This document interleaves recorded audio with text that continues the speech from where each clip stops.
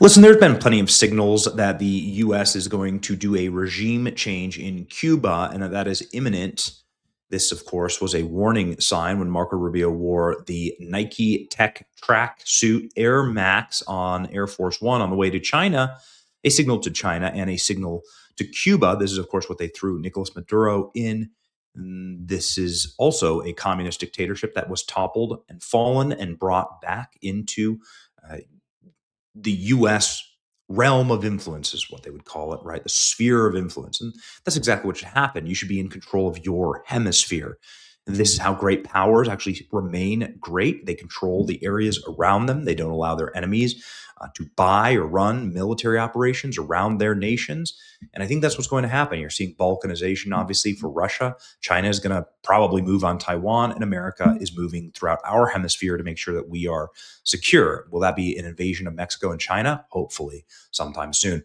But the point is that Marco Rubio is sending a message here, and I've been convinced, obviously, that this is going to happen, but no more so than what I just saw, what we just witnessed, the news that we just heard about. The CIA was obviously in Havana this weekend. If you missed out on this, it's wild. CIA Director John Ratcliffe meeting with his counterpart, not really, but the Cuban intelligence ministries and members of the Cuban government in this. I don't really even know how to describe this room. I think it looks like the cafeteria in Jurassic Park. Whatever it is, it's not a. It wasn't a pleasant meeting. Nobody here on the Cuban side looks particularly excited about what's about to happen. And immediately after this meeting, American drones and American surveillance aircraft began swarming the Cuban island. Obviously, the CIA director going and meeting in Cuba is a ballsy move, given the fact that the CIA ran an op 60 years ago called the Bay of Pigs. You might have heard of it. It was the most failed op, probably in, as far as we know, in clandestine history. And they tried to take over.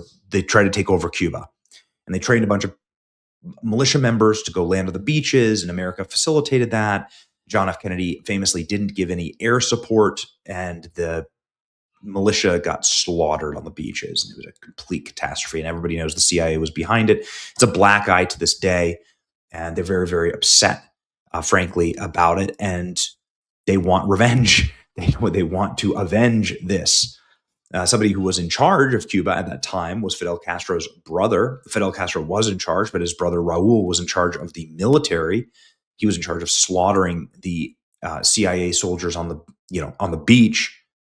Again, a total humiliation that they've never gotten over. And now it looks like Fidel Castro's brother, Raul Castro, is about to be indicted by the United States of America. Cuba hardliners asked Trump's DOJ to indict Raul Castro, and they're all saying, yeah, we're going to go do that. And so now we have blackouts. Now we have Russia ceasing to do trade with Cuba. Russia was the last oil supplier for Cuba. Now Russia has stopped supplying oil. All Cuba is under complete blackout, virtually 24/7 blackout, even in the capital of Havana. And now we actually see what's about to happen, because the news out of today shows you precisely where this is all headed. Okay, Marco Rubio saying we do want regime change. Pitching you on Cuba don't know Jack.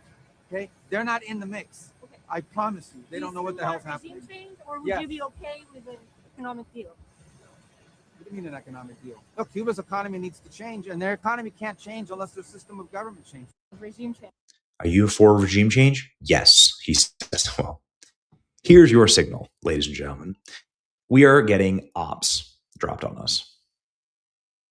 We're getting like the classic CIA weapons of mass destruction op dropped on us.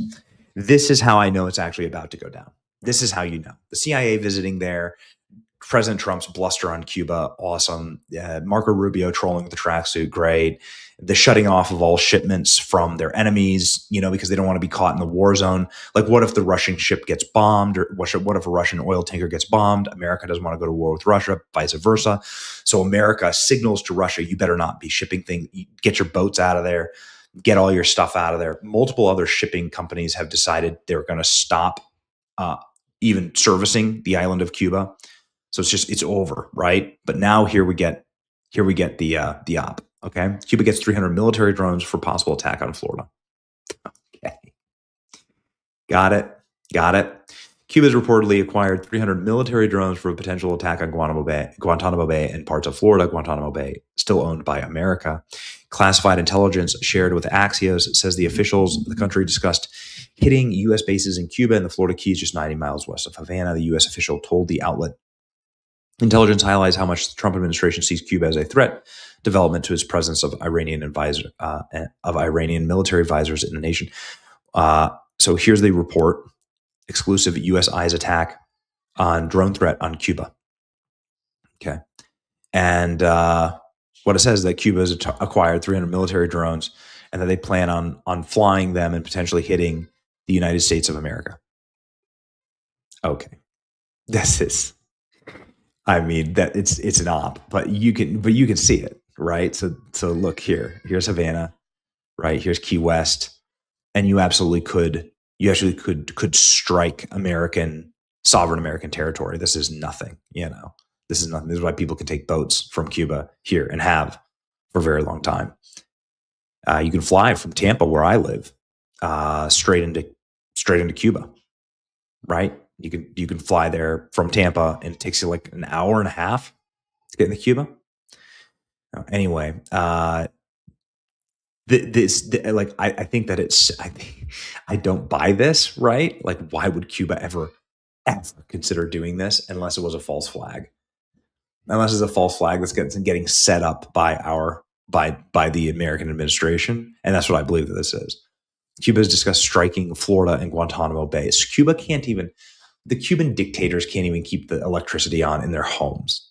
They don't even have indoor plumbing. They're not going to be striking America, I don't think.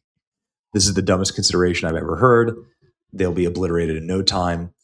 But this is probably the pretext for military action, right? This is how I know that it's all going down, right? This is how you know. Yeah. This seems so dumb as to be unbelievable.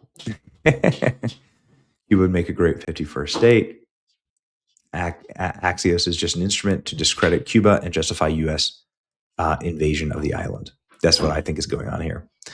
Iranian drones in Cuba, so all the people are like hyping all of this. Low cost, long range systems use satellite navigation, fly at low speeds, and evade radar. Kamikaze strikes. There you go. CIA director just flew to Cuba to personally deliver a warning.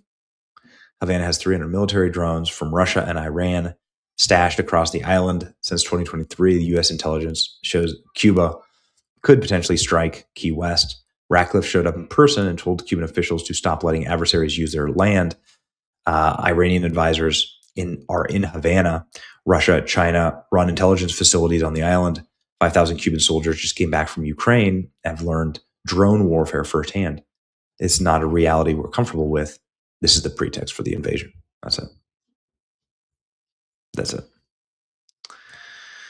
This is the pretext for military action. That's exactly right. And CIA director is warning them, don't you dare. But of course, you could. I mean, all you have to do is launch one, and there it is. The whole thing pops off. Cuba government officials are saying that it's a fraudulent dossier, and that once those Cuban officials actually denied buying military drones from Iran and Russia, they're not framing the facts. So where'd they get the money from? They can't afford gas. Who sold the drones to Cuba? Does Cuba really think that drones would make life better for them?